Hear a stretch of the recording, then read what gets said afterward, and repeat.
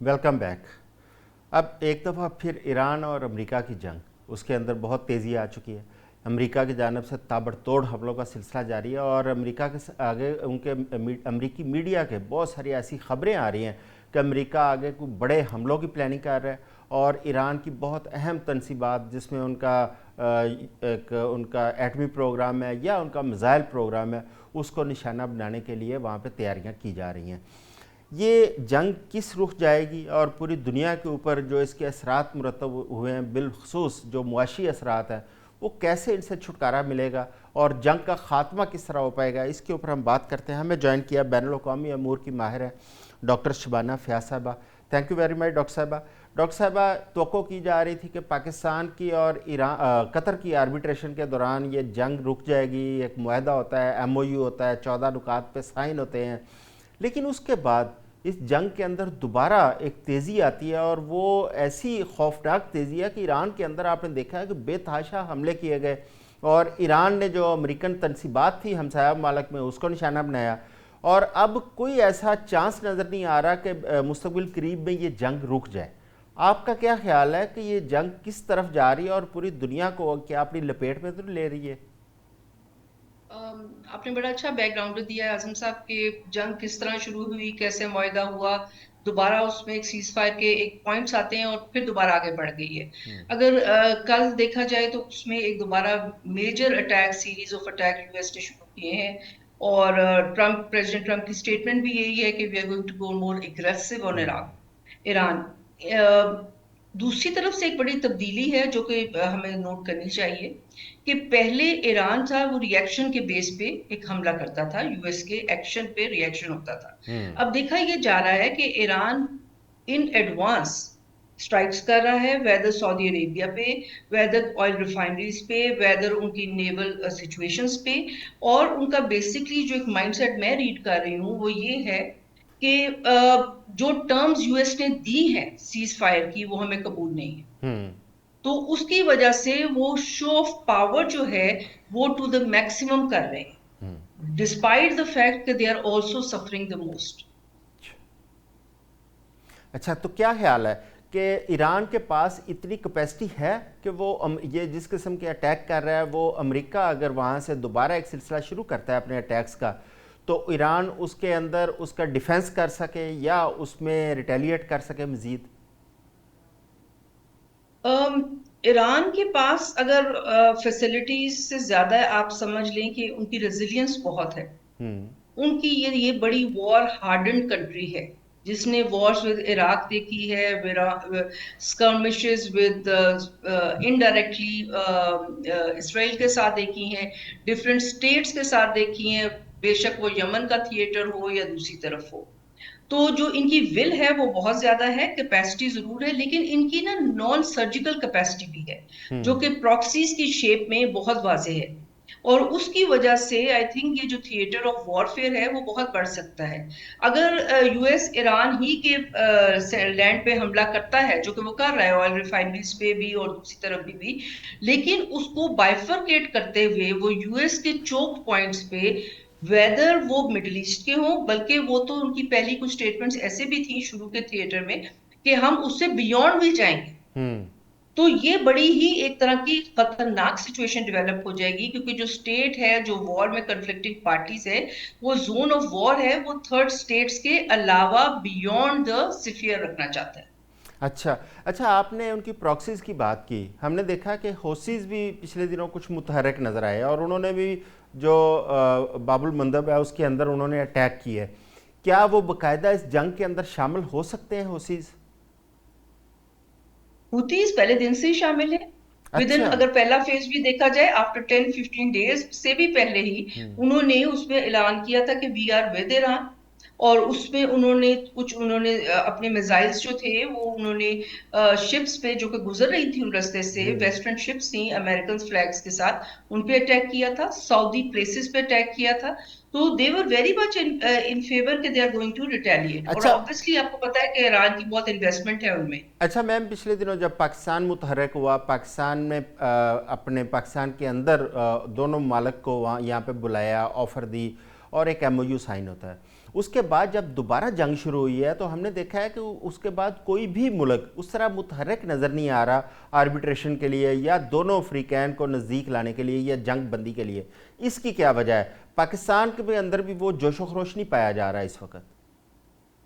देखिए जी, पाकिस्तान ने तो अपना मैक्सिमम एफर्ट किया है। पाकिस्तान और luckily Pakistan was trusted bye all parties, whether it was US, whether it was Iran, जो कि बड़ी ही अच्छी बात है। यूएस से तो वार्म अप रिलेशनशिप थे, ईरान के साथ कॉर्डियल रिलेशंस थे, लेकिन ये कहना कि वो फुल ट्रस्ट बेस्ड थे, वो थे। और पाकिस्तान ने जिस तरह मीडिएटिंग रोल किया है, दोनों के दूसरे डिफरेंट रूम्स में उन्हें रख के और खुद इन बिटवीन इंटरमीडिएटरी तौर पे फेस करके, दैट इज कमेंडेबल। इसीलिए उसका जो डॉक्यूमेंट है उसको भी इस्लामाबाद डॉक्यूमेंट कहा गया है। जी जी। लेकिन जो मीडिएटर पावर होती है उसकी भी कुछ लिमिट्स होती हैं। आप मीडिएशन कर सकते हैं, आप इन्फोर्स नहीं कर सकते। ये जो फेज आया है उसके बाद पाकिस्तान की स्टेटमेंट्स रेगुलर आ रही हैं, they are urging both sides कि वो जो इनका जो डेक्लेरेशन पीस इस्लामाबाद अकॉर्ड है उसको ऑनर करें। देखिए, ये मैक्सिमम है, ऐसा ही है जैसे बोर्ड ऑफ पीस है इसराइल हमास के केस में, अब उसने इन पावर आ रहा है तो उसको ऑनर करना है और हमास को भी ऑनर करना है। तो अब ये दोनों पार्टीज पे डिपेंड करता है। Background channels according two of record briefings ये हैं कि अभी भी काम कर रहे हैं। पाकिस्तान में ईरान की बहुत हाई लेवल ऑफिशियल मीटिंग्स भी होती हैं, यूएस के साथ भी होती हैं। लेकिन अब ये कहना कि जी पाकिस्तान इन दोनों को डायरेक्टली सीज फायर पे ले जाएगा, मेरा ख्याल है मुश्किल। अच्छा, ये एक तो चले दो अफ्रीकैन इस वक्त ईरान और अमेरिका आमने सामने हैं, लेकिन जिसकी वजह से लड़ाई हुई थी, जिसने अमेरिका को इस जंग के अंदर घसीटा, जिसने इस खित्ते के अंदर पूरी तखरीब करी और गज़ा को तबाह किया, ईरान के ऊपर उसने हमले किए, वो था इसराइल। इसराइल आज भी स्पॉइलिंग पावर का एक रोल अदा कर रहा है। इस वक्त ट्रंप ने मीटिंग भी की है नेतन्याहू के साथ। इसराइल की जानब किसी की तवज्जो नहीं है। क्या बाकी मुमालिक जो हैं वो इस तरफ क्या दबाव नहीं डालना चाहिए कि इसराइल अपनी हदूद के अंदर आए ताकि इस जंग को रोका जा सके? देखिए, इसराइल का तो अभी लेटेस्ट जो उनके प्राइम मिनिस्टर का विजिट है, प्रेसिडेंट ट्रंप के साथ मीटिंग थी आई थिंक एक दिन पहले, तो आई वाज देयर। इसराइल ने सिर्फ ये एक तरह का आप समझिए कि एक सब्र का मुजाहरा किया कि जब इस्लामाबाद अकॉर्ड हुआ तो वाशिंगटन ने इसराइल को रिस्ट्रेन कहा कि you are not going to attack Iran और undertake any launches against Iran. तो उसमें उन्होंने उस चीज को माना। लेकिन at heart we all know कि जो डिप्लोमेसी बैकग्राउंड है, Israel is not going to give up जो उसके अपने कोर सिक्योरिटी इंटरेस्ट हैं या थ्रेट्स हैं या वल्नरेबिलिटीज हैं वर्सेस ईरान। और ईरान का भी यही हाल है। इनफैक्ट पूरा मिडिल ईस्ट स्टेट्स जो भी वेस्ट एशिया और उधर है, कोई भी इसराइल को इतना हल्का नहीं लेता, उसको एज थ्रेट फैक्टर लेता है। तो अभी तक जो देखा गया है उसमें ये कहना कि जी Israel at peace with its neighbour, मेरा नहीं ख्याल ये अभी तक पॉसिबल है। उसको अभी काफी देर पा है और उसमें अमेरिका का रोल बहुत पॉजिटिव हो सकता था, लेकिन लग नहीं रहा कि जो अमेरिका जिससे मत जा रहा है उसमें इसराइल के लिए कोई पॉजिटिव सिचुएशन निकले या दूसरे एक्टर्स के लिए। बिल्कुल ठीक है। अच्छा, अब इसके साथ साथ जो इस वक्त स्ट्रेट्स और हॉर्मज़ है वो इस वक्त वबाल जान बन चुकी है पूरी दुनिया की मईशत के लिए, बिलखसूस ऑयल की जो तरसील है उसके लिए। अब आपने हरमज़ को तो पहले ईरान ने बंद किया, उसके बाद अमेरिका ने आके बंद कर दिया। अब फिर वहाँ पे अमेरिका अगर वहाँ से नहीं हटाता तो अपने जो उन्होंने रुकावटें खड़ी की हैं तो आपने हरमज़ नहीं खुल सकती। उसका फ्यूचर आप क्या देख रही हैं? क्योंकि आपने हरमज़ खुलने के बाद बाकी दुनिया को मुआशी तौर पर सांस मिल सकता है। हॉर्मोन्स तो ऐसी चीज है कि जो स्टेट ऑफ हॉर्मोन्स जो कि जिसकी जो वैल्यू है जो ईरान ने रियलाइज की है, वो बड़ी ही क्रिटिकल मोमेंट पे उन्होंने रियलाइज की है। और उसका एक ठीक है, उनकी अपनी डिफेंस के लिए तो है, लेकिन जैसे आपने बिल्कुल सही कहा कि वर्ल्ड इकोनॉमी के लिए, इवन पाकिस्तान के लिए बड़ा नेगेटिव इम्पैक्ट है। पहले पाकिस्तान फ्लैग बैरियर जो शिप्स थी जिसपे चाइना और दूसरों को भी दिया जाता था, उनको गुजरने दिया जा रहा था, अब ये बड़ा मुश्किल हो गया है। तो इसमें ये कहना कि कुछ अगर आप इंटरनेशनल वाटर लॉज पढ़े तो जो ये होता है इसमें फ्री पैसेज होता है, maintaining the security of the state. तो उसमें अब लेवी के तौर पे एक्ट करना पहले ईरान यूज कर रहा है, फिर अमेरिका यूज कर रहा है, ये तो वही थानेदारी वाली बात हो गई। ईरान के लिए तो वाकई इंपॉर्टेंट है, लेकिन उसको निगोशिएट करना पड़ेगा कि पूरी दुनिया का इंटरेस्ट भी तो उसके इंटरेस्ट के साथ अलाइन होना। उसमें मुस्लिम कंट्रीज भी हैं, नेबरिंग कंट्रीज भी हैं, चाइना भी है, रशिया भी है। सो इसके हवाले से मेरा ख्याल है, जैसे कि एक रिपोर्ट है कि जो रशिया की ऑयल एक्सपोर्ट्स है वो बहुत बढ़ गई है, क्योंकि उधर से सप्लाई कम हुई है, तो Russia is getting more share. तो ये तो वेस्ट को भी सोचना चाहिए कि इनफैक्ट वो अपने आप को ब्लीड कर रहे हैं, और जो यूरोपियन यूनियन है उसमें सप्लाई कम हो गई है। तो ये बड़ी कॉम्प्लिकेटेड चीजें हैं, लेकिन the fact of the matter is कि Iran has hit on the nail. उसने जो नेल को हिट किया है ना, वो बिल्कुल सही जगह पे किया है, और वो अपने हिसाब से वो जो वॉर थिएटर है उसमें अपनी गेम खेल। अच्छा, क्या क्या ऐसा तो नहीं है कि अमेरिका ने इस वक्त देखा है कि ईरान के पास एक तुर्क के पत्ते के तौर पर स्ट्रेट्स ऑफ हुर्मुज़ है, और वो ईरान से वो वाला पत्ता वो भी छीनना चाह रहा है ताकि उसको बेदस्तोपा किया जा सके?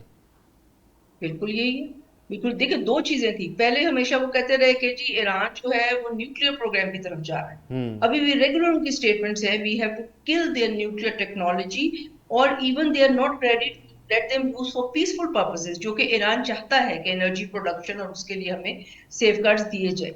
नंबर वन ये था। अब जो वाटर वॉर्स हैं जिसमें हॉर्मुज स्ट्रेट है, अगर वो भी निकल जाती है तो ईरान के पास तो बहुत ही कम आप समझ लें के पॉइंट्स रह जाएंगे जिसपे वो नेगोशिएट कर सके। तो दिस इज वेरी इंपॉर्टेंट, क्योंकि अगर हॉर्मस, फिर तो यही सिंपल रह जाएगा कि प्रॉक्सीज को भी गिव अप करें, जो कि वो रेगुलर कह रहे हैं। और in fact proxies are very dangerous to the whole world peace. उसमें सिर्फ ईरान नहीं, किसी भी कंट्री को, जैसे अब इंडिया है हमारे खिलाफ इस्तेमाल करता है, ईरान अफगानिस्तान के थ्रू आती है, तो ये दूसरी मुल्क को तबाह करने वाली बात होती है। So I think all states have to think for long term peace. Thank you very much. Doctor Shabana Fayaz साहबा हमारे साथ थी। ये जंग अब इसका क्या मुस्तकबिल है? इस जंग की वजह से पूरी दुनिया के अंदर इस वक्त एक तनाव पाया जा रहा है, और बिलखसूस जो इकनॉमिक एक स्ट्रेस है उससे ये दुनिया कैसे निकल पाएगी। अब बहुत सारे तज्ज़ियाकार, उनका ये ख्याल था कि ये जंग तूल पकड़ेगी, और अब ऐसे हालात पैदा हो गए हैं कि वाकई ये जंग तूल पकड़ती हुई नज़र आ रही है। बहरहाल इसका क्या मुस्तकबिल होता है, हम दुआई कर सकते हैं कि ये जंग का जल्द ख़ात्मा हो और पूरी दुनिया को सुख का सांस मिले। आज के लिए बस इतना ही। अपना ख्याल रखिएगा। अल्लाह हाफ़िज़।